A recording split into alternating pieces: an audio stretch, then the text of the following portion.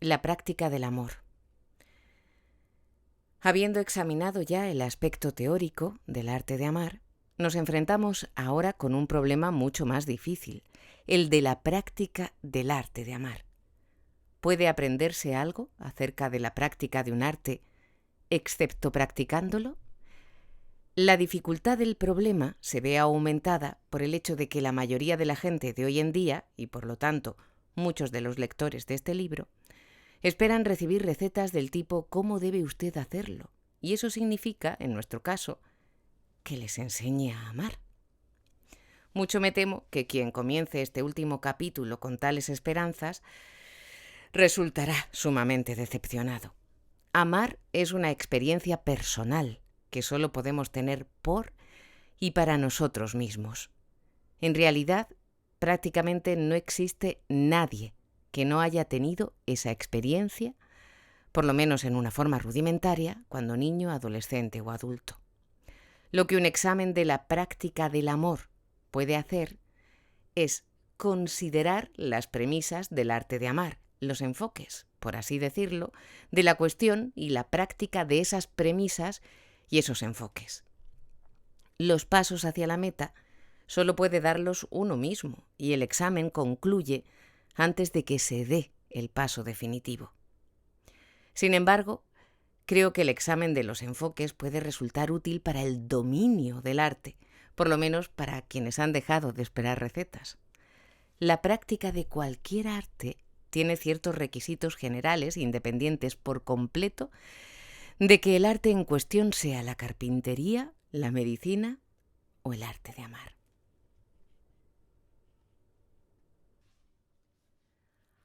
En primer lugar, la práctica de un arte requiere disciplina. Nunca haré nada bien si no lo hago de una manera disciplinada. Cualquier cosa que haga solo porque estoy en el estado de ánimo apropiado puede constituir un hobby agradable o entretenido, mas nunca llegaré a ser un maestro en ese arte. Pero el problema no consiste únicamente en la disciplina relativa a la práctica de un arte particular, digamos, practicar todos los días durante cierto número de horas, sino en la disciplina en toda la vida. Podía pensarse que para el hombre moderno nada es más fácil de aprender que la disciplina. ¿Acaso no pasa 8 horas diarias de manera sumamente disciplinada en un trabajo donde impera una estricta rutina? Lo cierto, en cambio, es que el hombre moderno es excesivamente indisciplinado fuera de la esfera del trabajo. Cuando no trabaja, quiere estar ocioso, haraganear o, para usar una palabra más agradable, relajarse. Ese deseo de ociosidad constituye en gran parte una reacción contra la rutinización de la vida, precisamente porque el hombre está obligado durante 8 horas al día a gastar su energía con fines ajenos, en formas que no le son propias, sino prescritas, por el ritmo de trabajo, se rebela y su rebeldía toma la forma de una complacencia infantil para consigo mismo.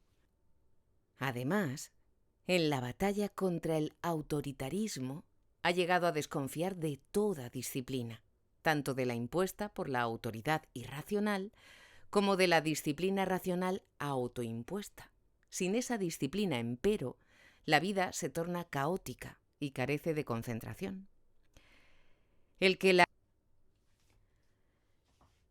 la concentración es condición indispensable para el dominio de un arte no necesita demostración.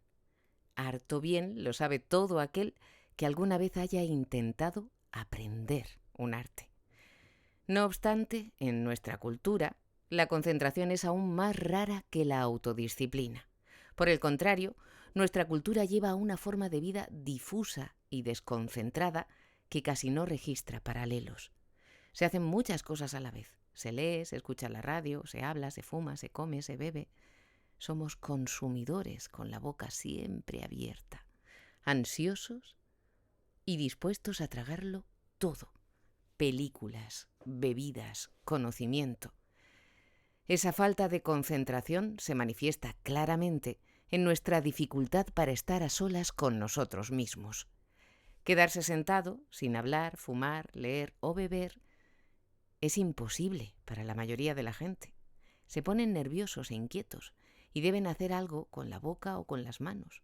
Fumar es uno de los síntomas de la falta de concentración. Ocupa la mano, la boca, los ojos y la nariz.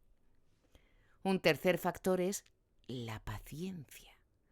Repetimos que quien haya tratado alguna vez de dominar un arte sabe que la paciencia es necesaria para lograr cualquier cosa. Si aspiramos a obtener resultados rápidos, nunca aprenderemos un arte. Para el hombre moderno, sin embargo, es tan difícil practicar la paciencia como la disciplina y la concentración. Todo nuestro sistema industrial alienta precisamente lo contrario, la rapidez. Todas nuestras máquinas están diseñadas para lograr rapidez. El coche y el aeroplano nos llevan rápidamente a destino, y cuanto más rápido mejor.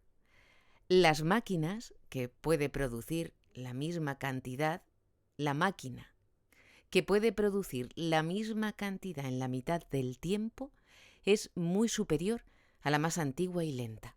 Naturalmente, hay para ello importantes razones económicas, pero al igual que en tantos otros aspectos, los valores humanos están determinados por los valores económicos. Lo que es bueno para las máquinas debe serlo para el hombre, dice ahora la lógica. El hombre moderno piensa que pierde algo, tiempo, cuando no actúa con rapidez. Sin embargo, no sabe qué hacer con el tiempo que gana, salvo matarlo. Eventualmente, otra condición para aprender cualquier arte es una preocupación suprema por el dominio del arte. Si el arte no es algo de suprema importancia, el aprendiz jamás lo dominará. Seguirá siendo, en el mejor de los casos, un buen aficionado, pero nunca un maestro. Esta condición es tan necesaria para el arte de amar como para cualquier otro. Parece, sin embargo, que la proporción de aficionados en el arte de amar es notablemente mayor que en las otras artes. Un último punto debe señalarse con respecto a las condiciones generales para aprender un arte. No se empieza por aprender el arte directamente, sino en forma indirecta, por así decirlo. Debe aprenderse un gran número de otras cosas que suelen no tener aparentemente ninguna relación con él antes de comenzar con el arte mismo. Un aprendiz de carpintería comienza aprendiendo a cepillar la madera. Un aprendiz del arte de tocar el piano comienza por practicar escalas. Un aprendiz del arte zen, de la ballestería, empieza haciendo ejercicios respiratorios. Si se aspira a ser un maestro en cualquier arte, toda la vida debe estar dedicada a él, o por lo menos relacionada con él. La propia persona se convierte en instrumento en la práctica del arte y debe mantenerse en buenas condiciones según las funciones específicas que deba realizar. En lo que respecta al arte de amar, ello significa que quien aspire a convertirse en un maestro debe comenzar por practicar la disciplina, la concentración y la paciencia a través de todas las fases de su vida. ¿Cómo se practica la disciplina? Nuestros abuelos estarían en mejores condiciones para contestar esa pregunta. Recomendaban levantarse temprano, no entregarse a lujos innecesarios y trabajar mucho. Este tipo de disciplina tenía evidentes defectos.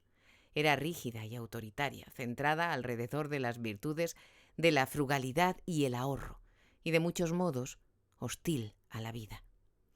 Pero en la reacción a tal tipo de disciplina hubo una creciente tendencia a sospechar de cualquier disciplina y hacer de la indisciplina y la perezosa complacencia en el resto de la propia existencia la contraparte que equilibraba la forma rutinizada de vida impuesta durante 8 horas de trabajo.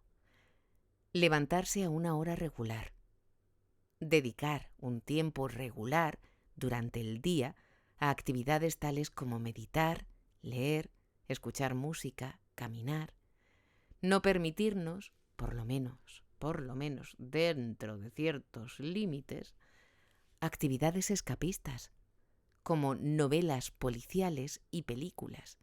No comer ni beber demasiado son normas evidentes y rudimentarias. Sin embargo, es esencial que la disciplina no se practique como una regla impuesta desde afuera, sino que se convierta en una expresión de la propia voluntad, que se sienta como algo agradable y que uno se acostumbre lentamente a un tipo de conducta que puede llegar a extrañar si deja de practicarla. Uno de los aspectos lamentables de nuestro concepto occidental de la disciplina, como de toda virtud, es que se supone que su práctica debe ser algo penosa, y solo si es penosa es buena. El Oriente ha reconocido hace mucho que lo que es bueno para el hombre, para su cuerpo y para su alma, también debe ser agradable, aunque al comienzo haya que superar algunas resistencias. La concentración es, con mucho, más difícil de practicar en nuestra cultura, en la que todo parece estar en contra de la capacidad de concentrarse. El paso más importante para llegar a concentrarse es aprender a estar solo con uno mismo, sin leer, escuchar la radio, fumar o beber. Sin duda, ser capaz de concentrarse significa poder estar solo con uno mismo, y esa habilidad es precisamente una condición para la capacidad de amar. Si estoy ligado a otra persona porque no puedo pararme sobre mis propios pies, ella puede ser algo así como un salvavidas, pero no hay amor en tal relación. Paradójicamente, la capacidad de estar solo es la condición indispensable para la capacidad de amar. Quien trate de estar solo consigo mismo descubrirá cuán difícil es. Comenzará a sentirse molesto, inquieto e incluso considerablemente angustiado. Se inclinará a racionalizar su deseo de no seguir adelante con esa práctica, pensando que no tiene ningún valor, que es tonta, que lleva demasiado tiempo y así en adelante. Observará asimismo que llegan a su mente toda clase de pensamientos que lo dominan. Se encontrará pensando acerca de sus planes para el resto del día, o sobre alguna dificultad en el trabajo que debe realizar, o sobre lo que hará esa noche, o sobre cualquier cosa. Sobre cualquier cosa que le ocupe la mente antes de permitir que ésta se vacíe. Será útil practicar unos pocos ejercicios simples, como por ejemplo, sentarse en una posición relajada, ni totalmente flojo ni rígido, cerrar los ojos y tratar de ver una pantalla blanca frente a los ojos, tratando de alejar todas las imágenes y los pensamientos que interfieran. Luego intentar seguir la propia respiración. No pensar en ella, ni forzarla, sino seguirla. Y al hacerlo, percibirla. Tratar además de lograr una sensación de yo. Yo igual a mí mismo, como centro de mis poderes, como creador de mi mundo. Habría que realizar tal ejercicio de concentración por lo menos todas las mañanas durante 20 minutos, y si es posible más tiempo, y todas las noches antes de acostarse. Además de esos ejercicios, hay que aprender a concentrarse en todo lo que uno hace, sea escuchar música, leer un libro, hablar con otra persona, contemplar un paisaje. En ese momento, la actividad debe ser lo único que cuenta, aquello a lo que uno se entrega por completo. Si uno está concentrado, poco importa qué está haciendo. Las cosas importantes, tanto como las insignificantes, toman una nueva dimensión de realidad porque están llenas de la propia atención. Aprender a concentrarse requiere evitar, en la medida de lo posible, las conversaciones triviales, esto es, la conversación que no es genuina.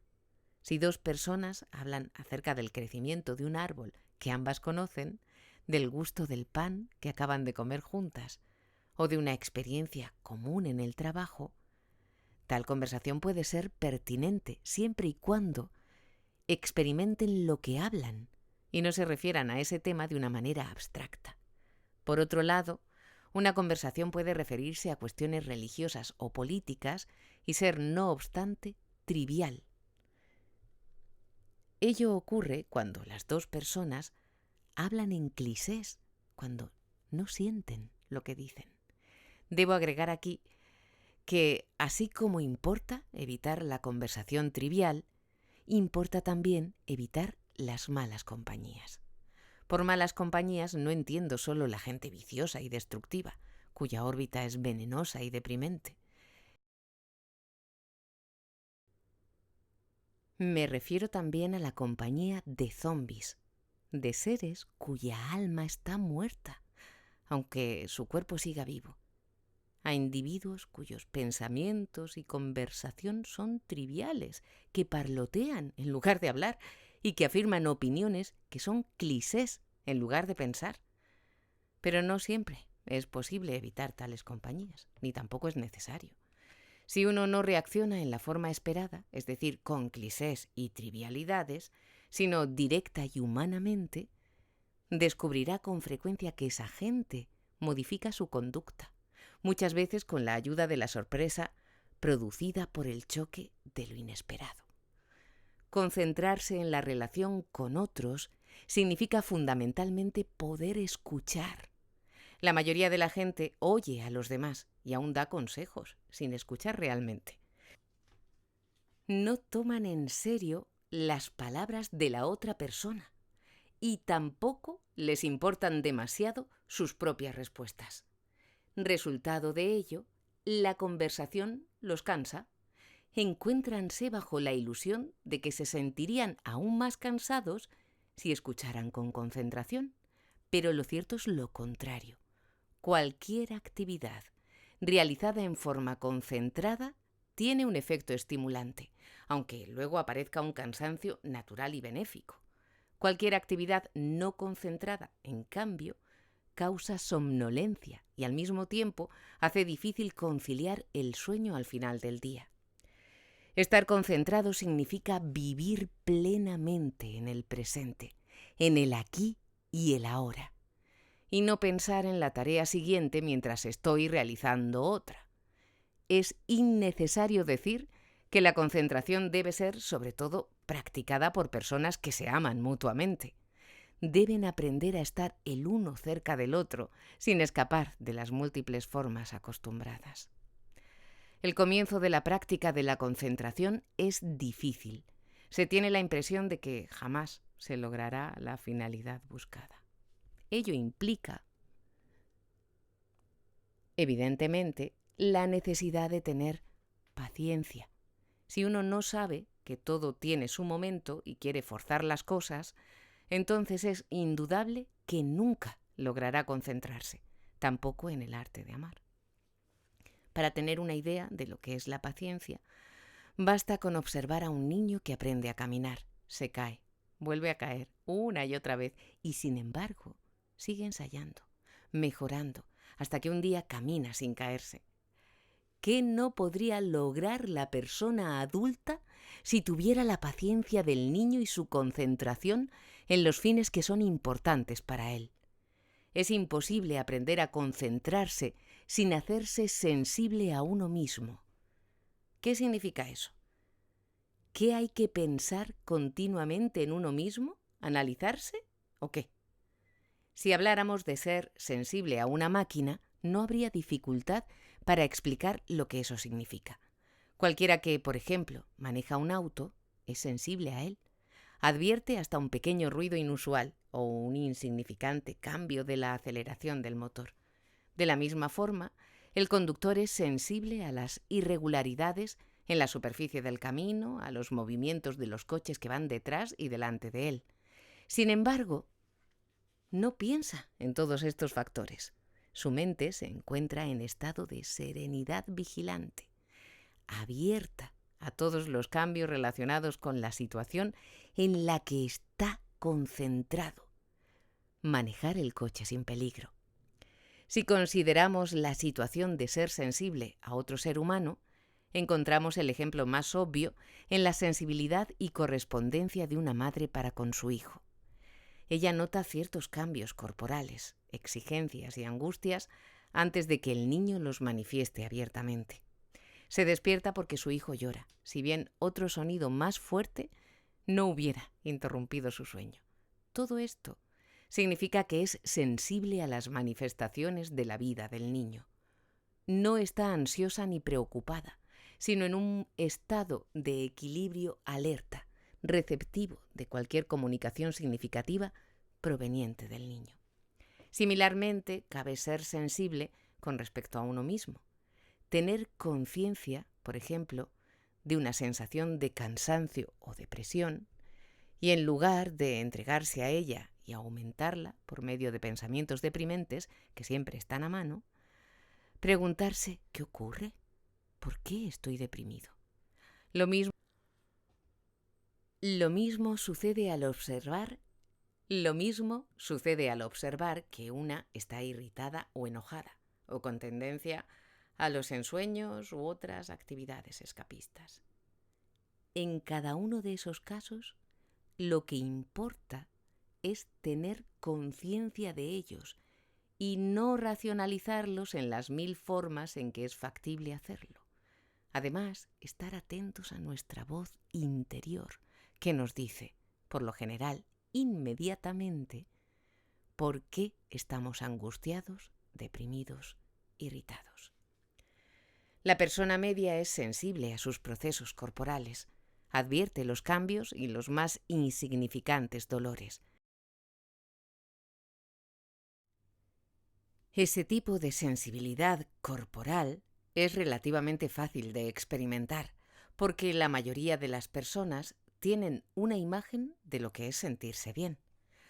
Una sensibilidad semejante para con los procesos mentales es más difícil, porque muchísima gente no ha conocido nunca a alguien que funcione óptimamente.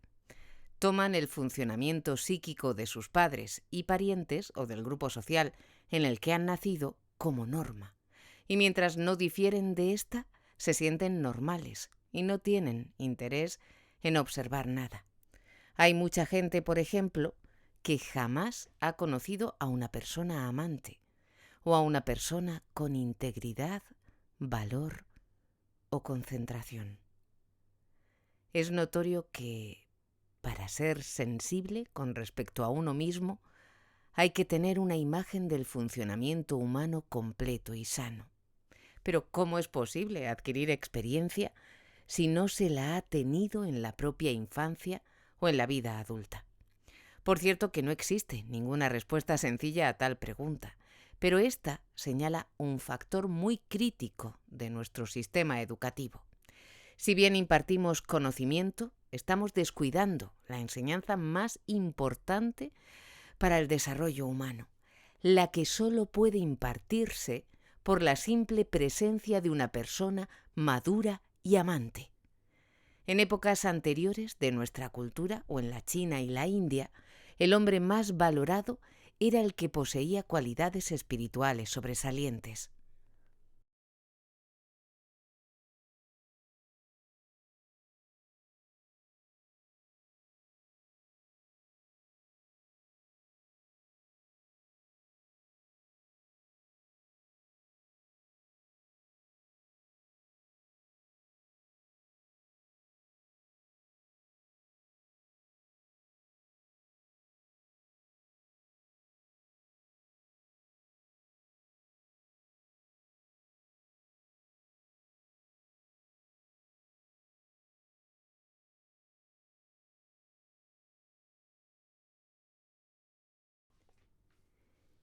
Ni siquiera el maestro era única o primariamente una fuente de información, sino que su función consistía en transmitir ciertas actitudes humanas. En la sociedad capitalista contemporánea, así como en el comunismo ruso, los hombres propuestos para la admiración y la emulación son cualquier cosa menos arquetipos de cualidades espirituales significativas. Lo que el público admira esencialmente son los que dan al hombre corriente una sensación de satisfacción sustitutiva. Estrellas cinematográficas, animadores radiales, periodistas, importantes figuras del comercio o el gobierno, tales son los modelos de emulación. A menudo su principal calificación para esa función es que han logrado aparecer en letras de molde. Sin embargo, la situación no parece totalmente irremediable. Si se contempla el hecho de que un hombre como Albert Schweitzer se haya hecho famoso en los Estados Unidos, si se tienen en cuenta las múltiples posibilidades de familiarizar a nuestra juventud con personalidades históricas y contemporáneas que demuestran lo que los seres humanos puedan lograr como tales, y no como anfitriones en el sentido más amplio de la palabra, si se piensa en las grandes obras de la literatura y el arte de todas las épocas, parece que existe la posibilidad de crear una visión de un buen funcionamiento humano y, por lo tanto, una sensibilidad al mal funcionamiento. Si no lográramos mantener viva una visión de la vida madura, entonces, indudablemente, nos veríamos frente a la probabilidad de que nuestra tradición cultural se derrumbe. Esa tradición no se basa fundamentalmente en la transmisión de cierto tipo de conocimiento, sino en la de ciertas clases de rasgos humanos. Si la generación siguiente deja de ver esos rasgos, se derrumbará una cultura de 5.000 años, aunque su conocimiento se transmita y se siga desarrollando. Hasta aquí me he referido a las condiciones para la práctica de cualquier arte. Examinaré ahora las cualidades de particular importancia para la capacidad de amar. De acuerdo con lo dicho sobre la naturaleza del amor, la condición fundamental para el logro del amor es la superación del propio narcisismo. En la orientación narcisista se experimenta como real solo lo que existe en nuestro interior, mientras que los fenómenos del mundo exterior carecen de realidad de por sí y se experimentan solo desde el punto de vista de su utilidad o peligro para uno mismo. El polo opuesto del narcisismo es la objetividad. Es la capacidad de ver a la gente y las cosas tal como son objetivamente y poder separar esa imagen objetiva de la imagen formada por los propios deseos y temores. En todas las formas de psicosis hay una incapacidad extrema para ser objetivo. Para el insano, la única realidad que existe es la que está dentro de él, la de sus temores y deseos. Ve el mundo exterior como símbolos de su mundo interior, como su creación. Y todos procedemos de idéntica manera cuando soñamos. En el sueño producimos hechos, ponemos dramas en escena que constituyen la expresión de nuestros anhelos y temores, aunque algunas veces también de nuestras intuiciones y juicios. Y mientras dormimos, estamos convencidos de que el producto de nuestros sueños es tan real como la realidad que percibimos en el estado de vigilia. El insano o el soñador carecen completamente de una visión objetiva del mundo exterior, pero todos nosotros somos más o menos insanos o estamos más o menos dormidos. Todos nosotros tenemos una visión no objetiva del mundo, que está deformada por nuestra orientación narcisista. ¿Es necesario dar ejemplos? Cualquiera puede encontrarlos fácilmente observándose a sí mismo, a sus vecinos y leyendo los diarios. Varían únicamente en el grado de deformación narcisista de la realidad. Una mujer, por ejemplo, llama al médico diciendo que quiere visitarlo en su consultorio esa tarde. El médico responde que no tiene tiempo ese día, pero que puede atenderla al día siguiente. La respuesta de la mujer es: «Pero doctor, vivo solo a 5 minutos de su consultorio». No puede entender la explicación del médico de que a él no le ahorra tiempo que la distancia sea tan corta. Ella experimenta la situación narcisistamente, puesto que ella ahorra tiempo, él ahorra tiempo. Para ella la única realidad es ella misma. Menos extremas, tal vez menos evidentes, son las deformaciones tan comunes en las relaciones interpersonales. ¿Cuántos padres experimentan las reacciones del hijo en función de la obediencia, de que los complazca, les haga hacer un buen papel y así siguiendo, en lugar de percibir o interesarse por lo que el niño siente para y por sí mismo? ¿Cuántos esposos ven a sus mujeres como dominadoras porque su propia relación con sus madres les hace interpretar cualquier demanda como una limitación de su libertad? ¿Cuántas esposas piensan que sus maridos son ineficaces o estúpidos porque no responden a la fantasía del espléndido caballero que construyeron en su infancia?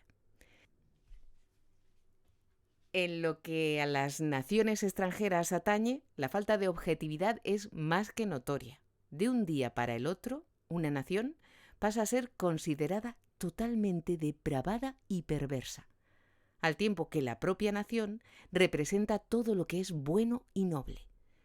Toda acción del enemigo se juzga según una norma y toda acción propia según otra. Hasta las buenas obras realizadas por el enemigo se consideran signos de una perversidad particular con las que se propone engañar a nuestro país y al mundo, en tanto que nuestras malas acciones son necesarias y encuentran justificación en las nobles finalidades que sirven. Es indudable que si examinamos la relación entre las naciones, tanto como entre los individuos, llegamos a la conclusión de que la objetividad es la excepción y lo corriente una deformación narcisista en mayor o menor grado. La facultad de pensar objetivamente es la razón. La actitud emocional, que corresponde a la razón, es la humildad. Ser objetivo, utilizar la propia razón, solo es posible si se ha alcanzado una actitud de humildad, si se ha emergido de los sueños de omnisciencia y omnipotencia de la infancia. En los términos de este análisis de la práctica del arte de amar, ello significa, puesto que el amor depende de la ausencia relativa del narcisismo, requiere el desarrollo de humildad, objetividad y razón. Toda la vida debe estar dedicada a esa finalidad. La humildad y la objetividad son indivisibles, tal como lo es el amor. No puedo ser verdaderamente objetivo con respecto a mi familia si no puedo serlo con un extraño y viceversa. Si quiero aprender el arte de amar, debo esforzarme por ser objetivo en todas las situaciones y hacerme sensible a la situación frente a la que no soy objetivo. Debo tratar de ver la diferencia entre mi imagen de una persona y de su conducta, tal como resulta de la deformación narcisista, y la realidad de esa persona tal como existe independientemente de mis intereses, necesidades y temores.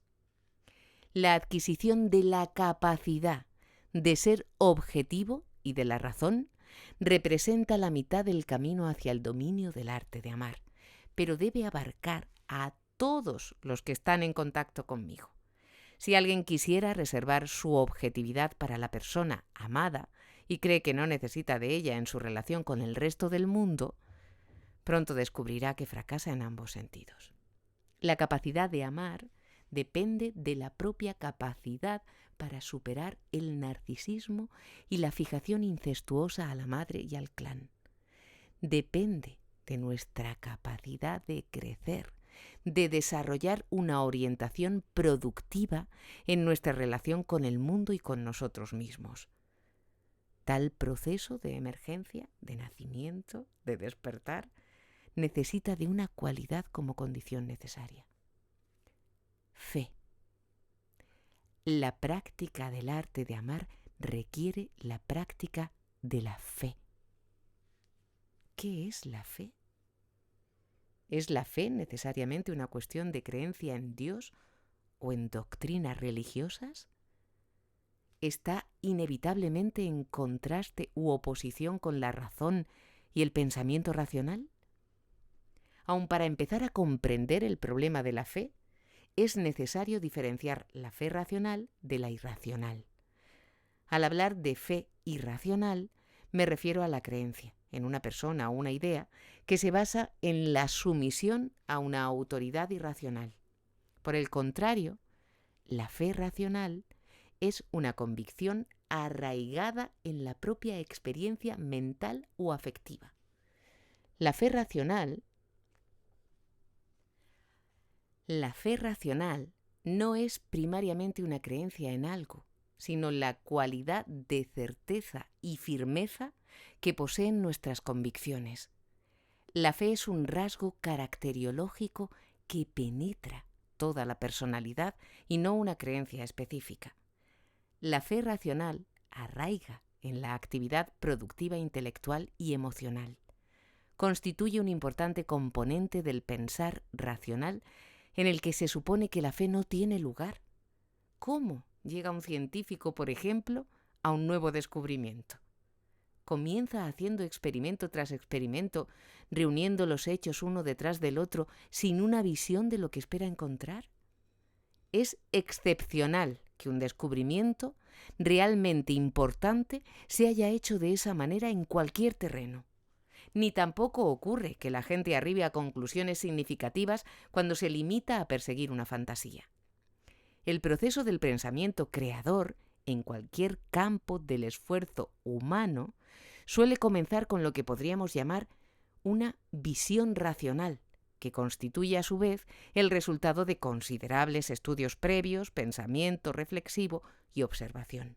Cuando un científico logra reunir suficientes datos o elaborar una fórmula matemática que hace altamente plausible su visión original, puede decirse que ha llegado a una hipótesis de ensayo. Un cuidadoso análisis de la hipótesis con el fin de discernir sus consecuencias y la recopilación de datos que la apoyan llevan a una hipótesis más adecuada y quizás eventualmente a su inclusión en una teoría de amplio alcance. La historia de la ciencia está llena de ejemplos de fe en la razón y en las visiones de la verdad. Copérnico, Kepler, Galileo y Newton estaban imbuidos de una inconmovible fe en la razón. Por ella, Bruno murió quemado en la hoguera y Spinoza sufrió la excomunión. A cada paso, desde la concepción de una visión racional hasta la formulación de una teoría, es necesaria la fe. Fe en la visión de una finalidad racionalmente válida que alcanzar. Fe en la hipótesis como una proposición probable y plausible, y fe en la teoría final, al menos hasta que se llegue a un consenso general acerca de su validez. Esa fe está arraigada en la propia experiencia, en la confianza en el propio poder de pensamiento, observación y juicio. Al tiempo que la fe irracional es la aceptación de algo como verdadero solo porque así lo afirma una autoridad o la mayoría, la fe racional tiene sus raíces en una convicción independiente basada en el propio pensamiento y observación productivos, a pesar de la opinión de la mayoría. El pensamiento y el juicio no constituyen el único dominio de la experiencia en el que se manifiesta la fe racional. En la esfera de las relaciones humanas, la fe es una cualidad indispensable de cualquier amistad o amor significativos. Tener fe en otra persona significa estar seguro de la confianza e inmutabilidad de sus actitudes fundamentales, de la esencia de su personalidad, de su amor. No me refiero aquí a que una persona no pueda modificar sus opiniones, sino a que sus motivaciones básicas son siempre las mismas. Que, por ejemplo, su respeto por la vida y la dignidad humanas sea parte de ella, no algo tornadizo. En igual sentido, tenemos fe en nosotros mismos. Tenemos conciencia de la existencia de un yo, de un núcleo de nuestra personalidad que es inmutable y que persiste a través de nuestra vida, no obstante las circunstancias cambiantes y con independencia de ciertas modificaciones de nuestros sentimientos y opiniones. Ese núcleo constituye la realidad que sustenta a la palabra yo, la realidad en la que se basa nuestra convicción de nuestra propia identidad. A menos que tengamos fe en la persistencia de nuestro yo, nuestro sentimiento de identidad se verá amenazado y nos haremos dependientes de otra gente, cuya aprobación se convierte entonces en la base de nuestro sentimiento de identidad. Solo la persona que tiene fe en sí misma puede ser fiel a los demás, pues solo ella puede estar segura de que será en el futuro igual a lo que es hoy y por lo tanto de que sentirá y actuará como ahora espera hacerlo. La fe en uno mismo es una condición de nuestra capacidad de prometer. Y puesto que, como dice Nietzsche, el hombre puede definirse por su capacidad de prometer, la fe es una de las condiciones de la existencia humana. Lo que importa en relación con el amor es la fe en el propio amor, en su capacidad de producir amor en los demás y en su confianza. Otro aspecto de la fe en otra persona refiérese a la fe que tenemos en las potencialidades de los otros. La forma más rudimentaria en que se manifiesta es la fe que tiene la madre en su hijo recién nacido, en que vivirá, crecerá, caminará y hablará. Sin embargo, el desarrollo del niño en ese sentido se produce con tal regularidad que parecería que no es necesaria la fe para estar seguro de él. Algo distinto ocurre con las potencialidades que pueden no desarrollarse, las de amar, ser feliz, utilizar la razón y otras más específicas, el talento artístico, por ejemplo. Son las semillas que crecen y se manifiestan si se dan las condiciones apropiadas para su desarrollo y que pueden ahogarse cuando éstas faltan. De tales condiciones, una de las más importantes es que la persona de mayor influencia en la vida del niño tenga fe en esas potencialidades. La presencia de dicha fe es lo que determina la diferencia entre educación y manipulación. Educación significa ayudar al niño a realizar sus potencialidades. Lo contrario de la educación es la manipulación, que se basa en la ausencia de fe, en el desarrollo de las potencialidades y en la convicción de que un niño será como corresponde solo si los adultos le inculcan lo que es deseable y suprimen lo que parece indeseable.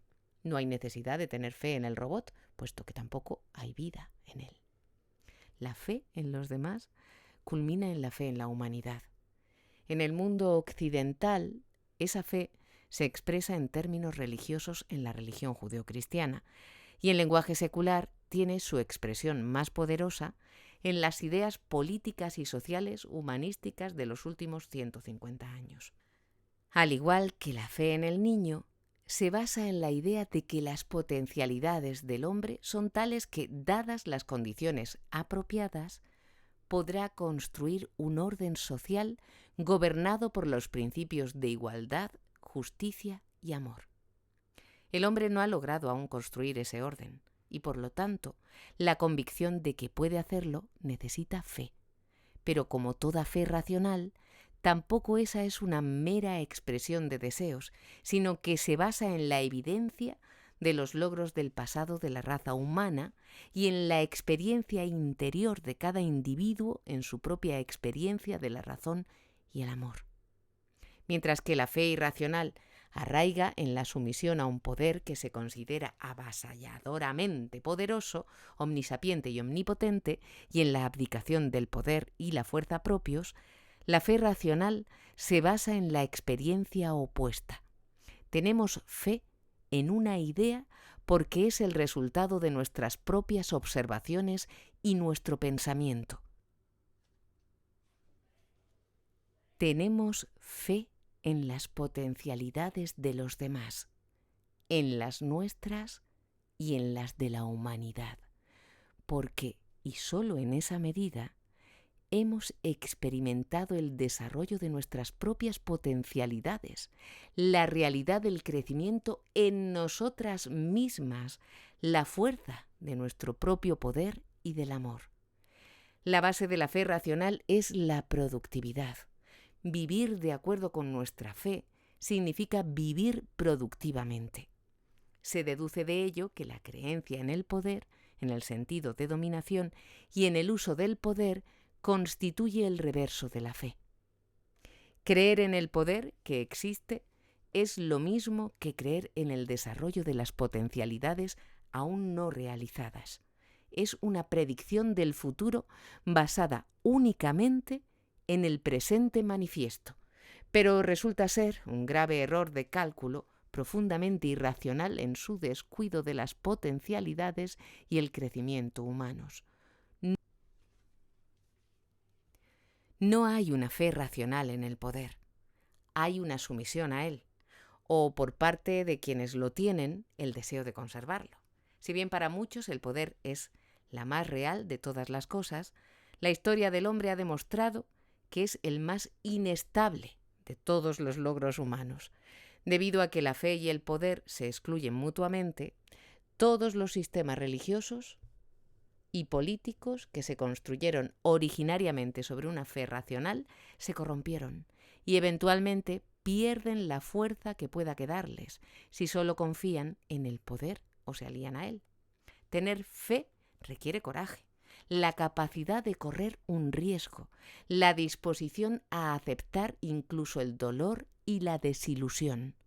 Quien insiste en la seguridad y la tranquilidad como condiciones primarias de la vida no puede tener fe. Quien se encierra en un sistema de defensa donde la distancia y la posesión constituyen los medios que dan seguridad, se convierte en un prisionero. Ser amado y amar requiere coraje. La valentía de atribuir a ciertos valores fundamental importancia y de dar el salto y apostar todo a esos valores. Ese coraje es muy distinto de la valentía a la que se refirió el famoso fanfarrón Mussolini cuando utilizó el lema «vivir peligrosamente». Su tipo de coraje es el coraje del nihilismo.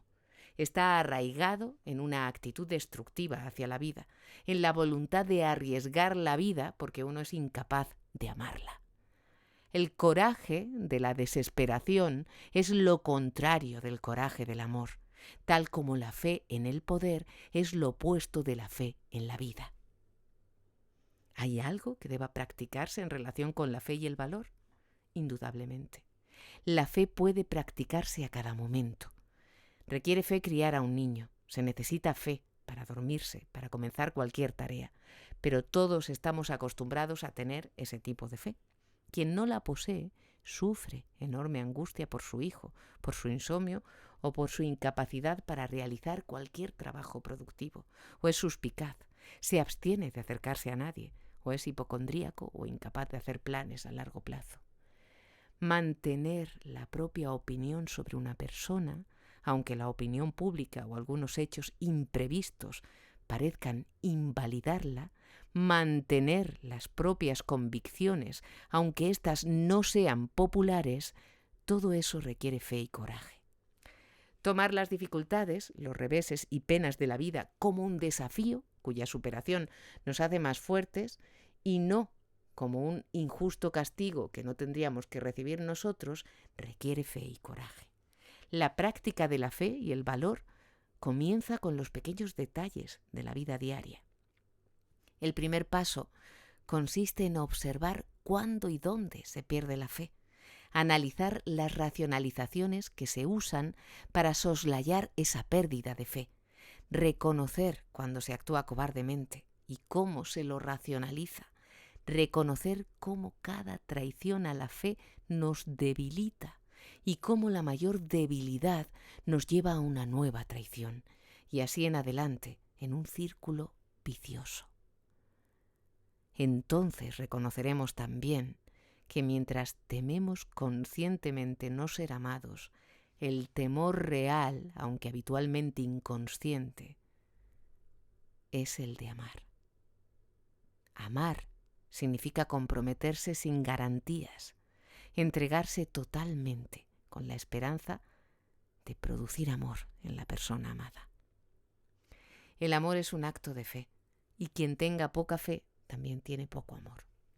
¿Es posible decir algo más acerca de la práctica de la fe? Quizás otro podría hacerlo. Si yo fuera poeta o predicador, podría intentarlo. Pero puesto que no soy ni lo uno ni lo otro, no puedo ni siquiera intentar decir algo más sobre la práctica de la fe. Pero estoy seguro de que cualquiera realmente interesado puede aprender a tener fe como un niño aprende a caminar. Una actitud indispensable para la práctica del arte de amar, que hasta ahora solo hemos mencionado de modo implícito, debe examinarse explícitamente ahora, pues es fundamental. La actividad. He dicho antes que actividad no significa hacer algo, sino una actividad interior, el uso productivo de los propios poderes. El amor es una actividad. Si amo, estoy en un constante estado de preocupación activa por la persona amada, pero no solo por ella, porque seré incapaz de relacionarme activamente con la persona amada si soy perezoso, si no estoy en un constante estado de conciencia, alerta y actividad. Conciencia, alerta y actividad. El dormir es la única situación apropiada para la inactividad. En el estado de vigilia no debe haber lugar para ella. La situación paradójica de multitud de individuos hoy en día es que están semidormidos durante el día y semidespiertos cuando duermen o cuando quieren dormir.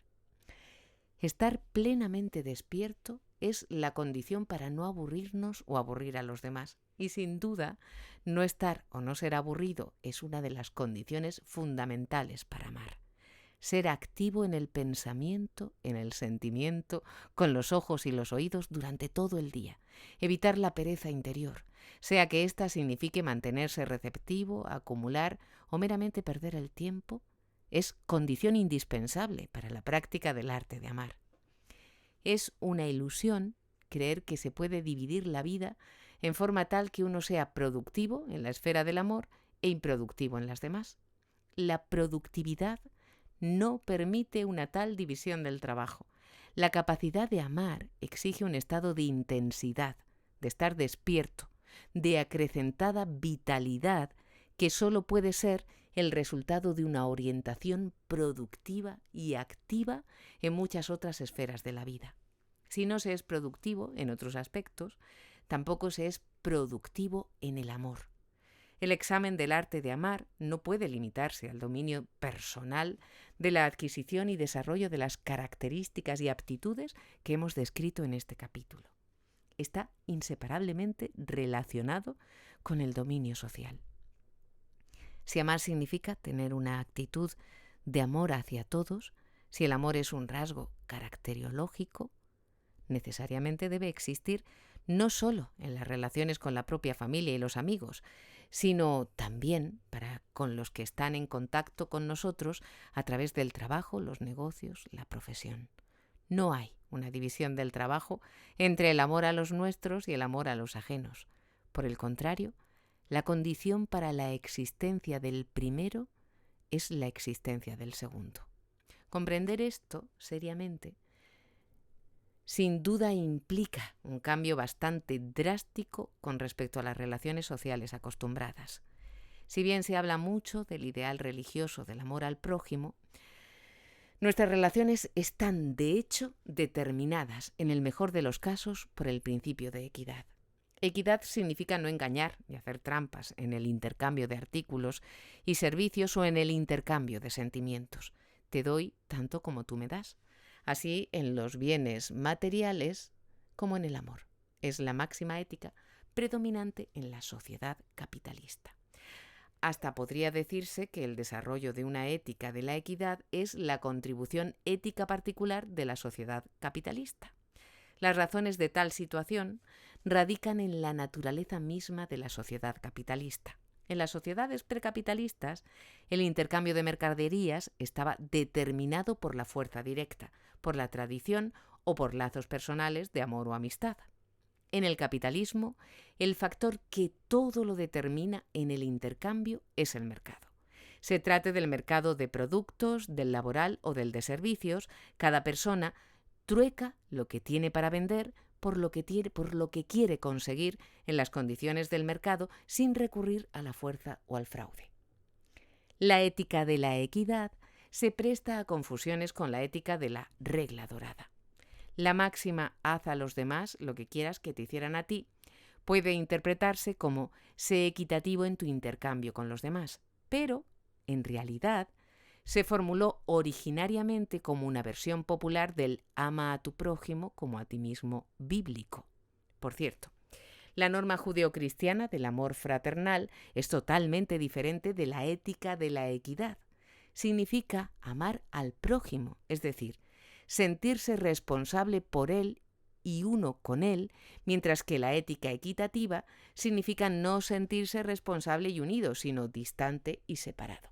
Significa respetar los derechos del prójimo, pero no amarlo.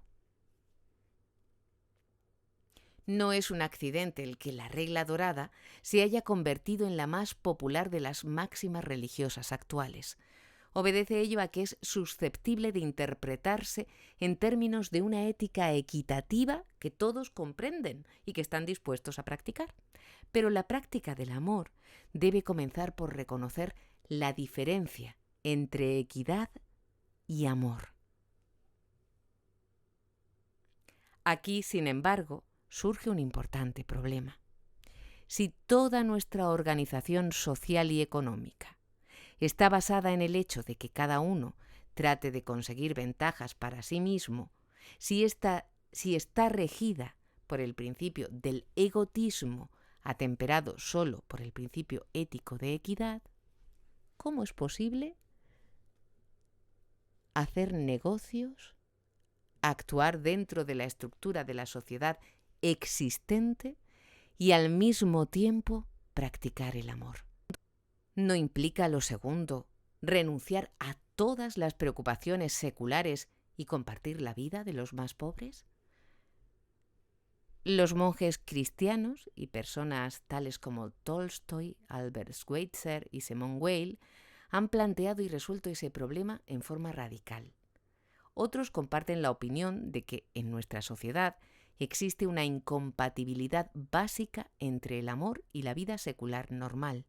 Llegan a la conclusión de que hablar de amor en el presente solo significa participar en el fraude general.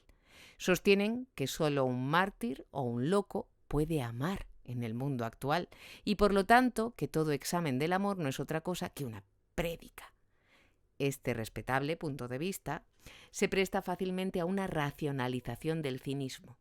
En realidad es implícitamente compartido por la persona corriente que siente: me gustaría ser un buen cristiano, pero tendría que morirme de hambre si lo tomara en serio. Este radicalismo resulta un nihilismo moral. Tanto los pensadores radicales como la persona corriente son autómatas carentes de amor. Y la única diferencia entre ellos consiste en que la segunda no tiene conciencia de serlo, mientras que los primeros conocen y reconocen, no implica lo segundo, la necesidad histórica de ese hecho. Tengo la convicción de que la respuesta a la absoluta incompatibilidad del amor y la vida normal solo es correcta en un sentido abstracto. En principio, el principio sobre el que se basa la sociedad capitalista y el principio del amor son incompatibles, pero la sociedad moderna en su aspecto concreto es un fenómeno complejo. El vendedor de un artículo inútil, por ejemplo, no puede operar económicamente sin mentir. Un obrero especializado, un químico o un médico pueden hacerlo. De manera similar, un granjero, un obrero, un maestro y muchos tipos de hombres de negocios pueden tratar de practicar el amor sin dejar de funcionar económicamente. Aun si aceptamos que el principio del capitalismo es incompatible con el principio del amor, debemos admitir que el capitalismo es en sí mismo una estructura compleja y continuamente cambiante que incluso permite una buena medida de disconformidad y libertad personal. Con esa afirmación, sin embargo, no deseo significar que podemos esperar que el sistema social actual continúe indefinidamente y al mismo tiempo confiar en la realización del ideal de amor hacia nuestros hermanos. La gente capaz de amar en el sistema actual constituye por fuerza la excepción. El amor es inevitablemente un fenómeno marginal en la sociedad occidental contemporánea. No tanto porque las múltiples ocupaciones no permiten una actitud amorosa, sino porque el espíritu de una sociedad dedicada a la producción y ávida de artículos es tal que solo el no conformista puede defenderse de ella con éxito.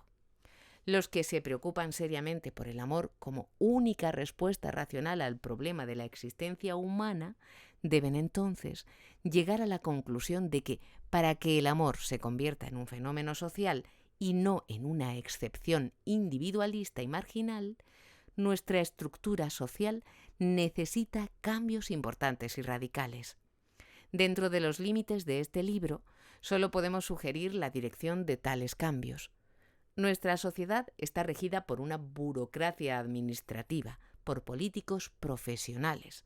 Los individuos son motivados por sugestiones colectivas.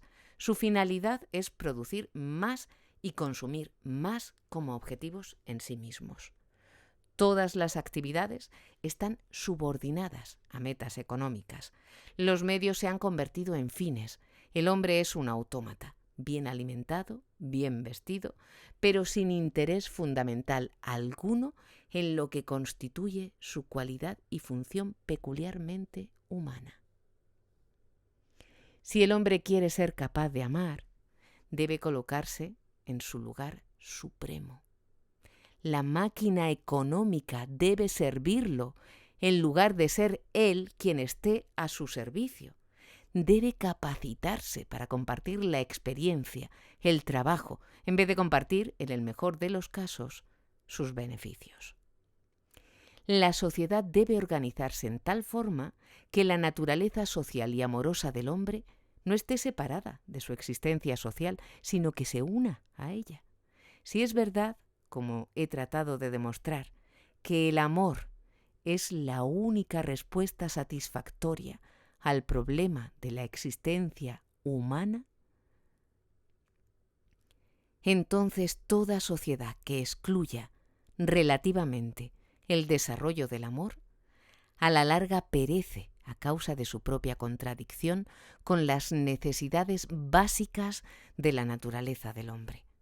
Hablar del amor no es predicar, por la sencilla razón de que significa hablar de la necesidad fundamental y real de todo ser humano.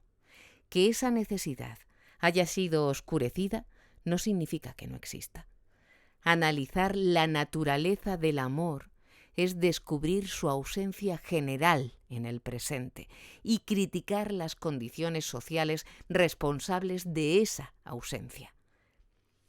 Tener fe en la posibilidad del amor como un fenómeno social y no solo excepcional e individual es tener una fe racional basada en la comprensión de la naturaleza misma del hombre. Fin.